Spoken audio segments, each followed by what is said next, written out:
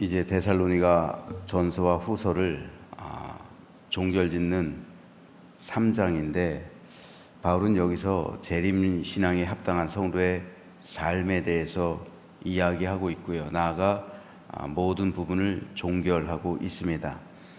3장은 크게 세 부분으로 나눌 수가 있습니다. 1절에서 5절은 바울의 기도 요청 및 성도들에 대한 신뢰와 세 번째 중보기도에 대해서, 6절에서 15절은 성도로서의 규모 있는 삶에 대한 교훈 및 순종치 않는 자들에 대한 훈계를 지시하고 있고요. 마지막 16절에서 18절은 이중 축도와 친필문안 인사로 된 종결부에 대해서 기록하고 있습니다. 바울은 데살로니가 전서와 후서를 끝마치면서 데살로니가 교회 성도를 위해 축복기도, 축도를 합니다. 그런데 데살로니가 후서에서는 특이하게도 이중 축도를 하고 있어요. 즉 축도를 2번 반복해서 하고 있다는 말입니다. 그래서 16절에서 보면 평강의 주께서 친히 때마다 일마다 너에게 평강을 주시고 주께서 너희 모든 사람과 함께 하시기를 원하노라.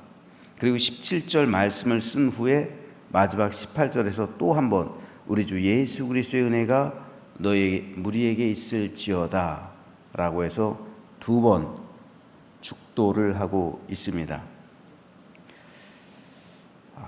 먼저 바울이 말하고 있는 이 16절에서의 축도는 평강의 주께서 친히 때마다 일마다 너에게 평강을 주시고 주께서 너희 모든 사람과 함께 하시기를 원한다 라고 말하는데, 바울의 이 말은 환난 가운데 있는 데살로니가 교회 성도들에게 큰 위로를 주는 말이었습니다. 기도였죠. 데살로니가 교회는 교회 안에서 바울이 가르치지 않은 잘못된 재림 사상으로 인해서 바울에게 염려를 끼치고 있었습니다.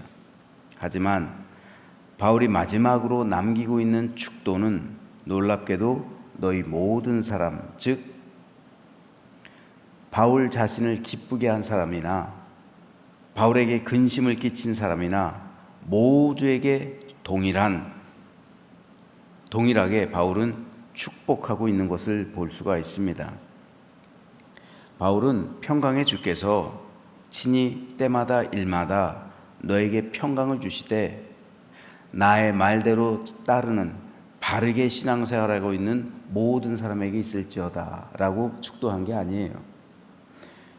비록 데살로니가 교회 성도들 가운데서는 한순간의 실수로 잘못된 교리에 빠진 사람들도 있습니다.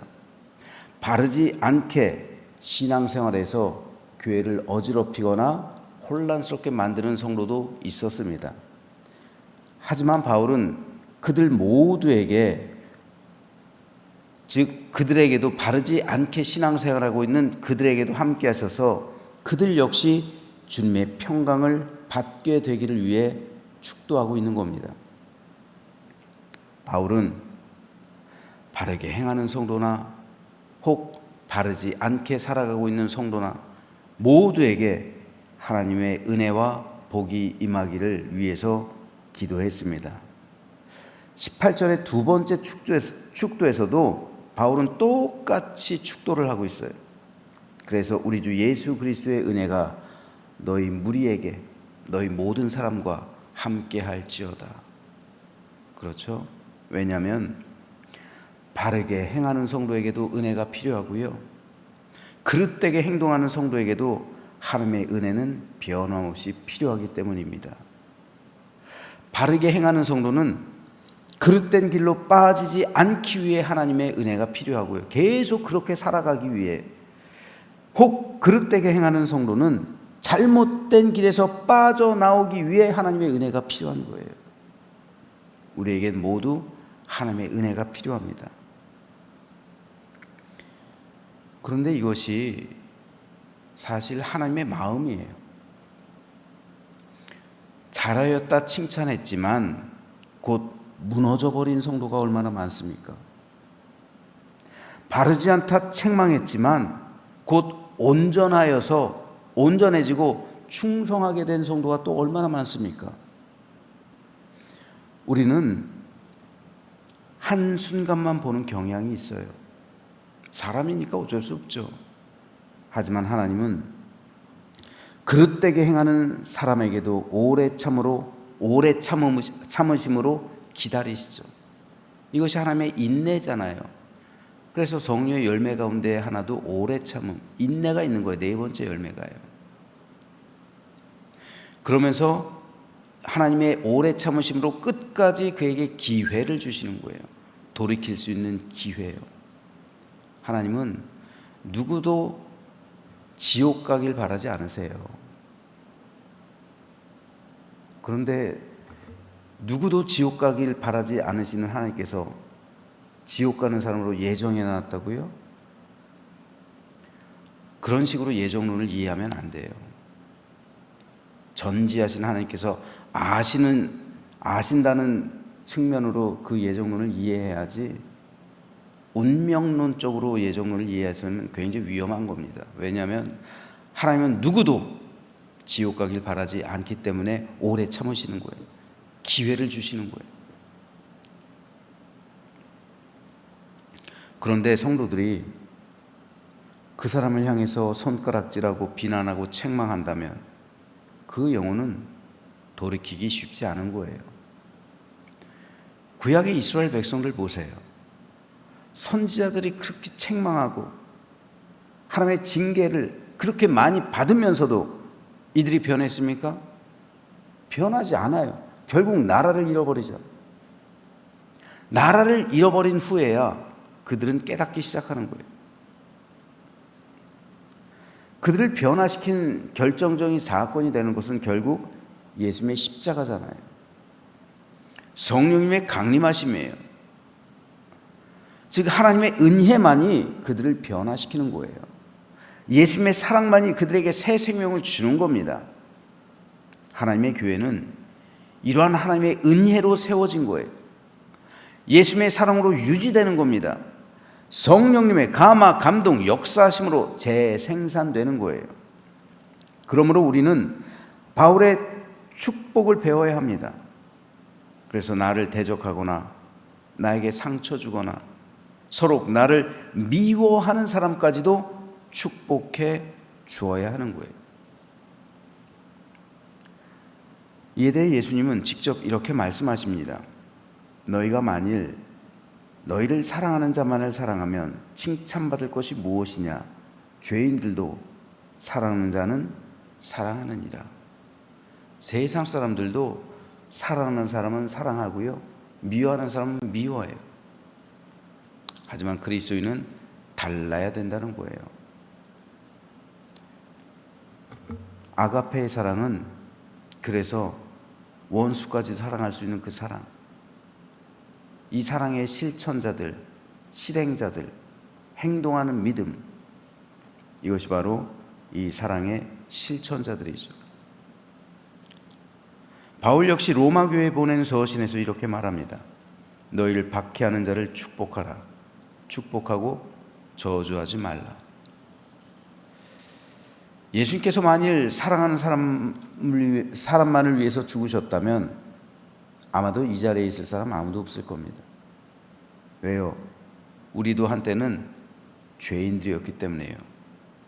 우리도 한때는 예수님의 십자가의 원수로 행하던 사람들이었기 때문에요. 그런데 이런 죄인이 나를 사랑하셔서 예수님께서 십자가에서 죽으셨잖아요. 그래서 오늘의 저와 여러분이 있는 거예요. 하나님의 오래 참으심이, 하나님의 길이 참으심이 우리가 성도되게 만드신 거예요. 그러므로 우리 모두 예수님의 그 사랑을 본받아서 우리도 남들을 축복하며 살아가야 합니다.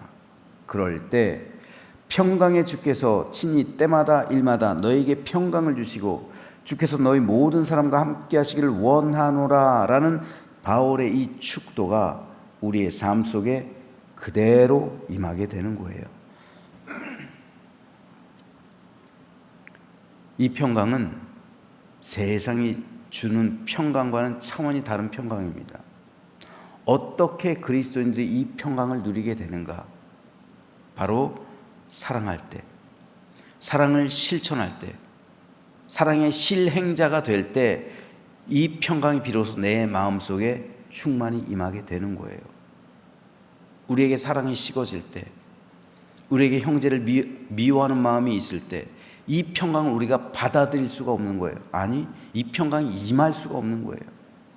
하지만 내 안에 하나님의 사랑으로 충만해질 때 하나님께서는 이 평강을 내려주신다는 말입니다. 왜 그리스도인들이 이 평강을 누리지 못하냐면요, 사랑이 없기 때문에 그런 거예요. 그 안에 하나님의 마음으로 채워져 있지 않기 때문에, 내 안에 하나님의 마음이 있어야 하나님께서 주시는 평강이 임하는 거죠. 하나님의 마음을 잃어버렸는데 어떻게 그 안에 평강이 임해요? 많은 그리스도인들이 이 원리를 몰라요. 하나님의 마음을 상실해버렸기 때문에 그 안에 하나님의 평강이 임하지 못하는 거예요. 내 안에 하나님의 마음으로 충만해질 때 비로소 하늘의 은혜가 내게 임하는 것이고 하늘의 평강이 임하는 겁니다. 그런데 이 평강은 세상이 주는 평강이 아니에요. 세상이 주는 평강은 생활의 안정을 기반으로 하고 있어요. 안정된 삶이 깨지거나 불안해지거나 무난해지면 세상이 주는 평강은 잃어버리는 겁니다.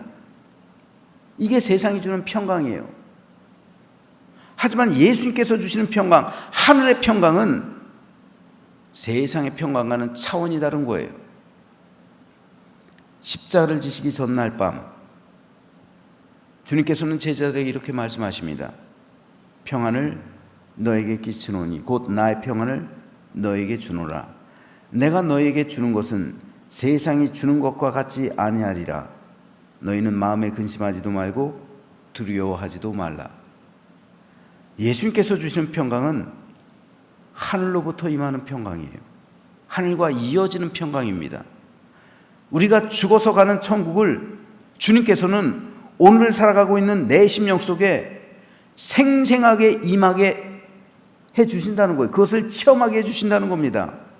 성령님께서 내 마음속에 임하심과 동시에 우리에게 그것을 허락해 주신다는 거예요. 그래서 내 안에 그 하늘이 임해서 하늘의 평강과 영원한 기쁨과 복락을 주신다는 말씀입니다. 그러므로 성도는 이 세상 어떤 상황 속에서도 평강을 누리게 되는 거예요. 오늘 우리가 부른 찬송 413장은 찬송가의 욥기로 불립니다. 이 곡을 작시한 스패포드 교수는 무디 교회의 신실한 집사였어요. 그러나 그가 지은 건축물들,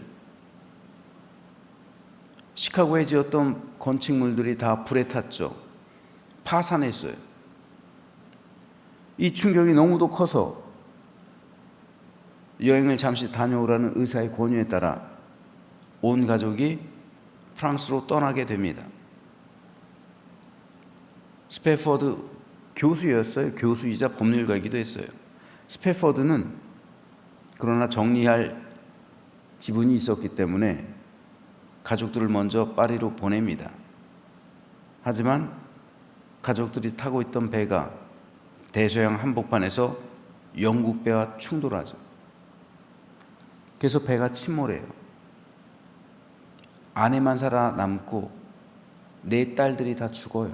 수장돼요.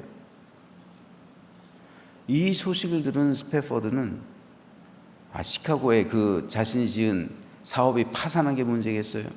4명의 딸들이 다 죽었는데 어떻게 그런 신실하게 일하던 무디의 협력자에게 이러한 비극이 있을까요? 이건 사람이 견딜 수 없는 고통이에요.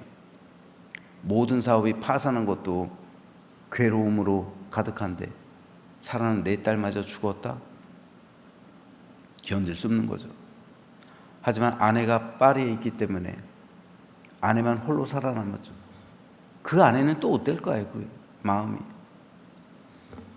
그래서 대서양을 건너가는 거예요. 배 타고. 그 당시 비행기 없으니까.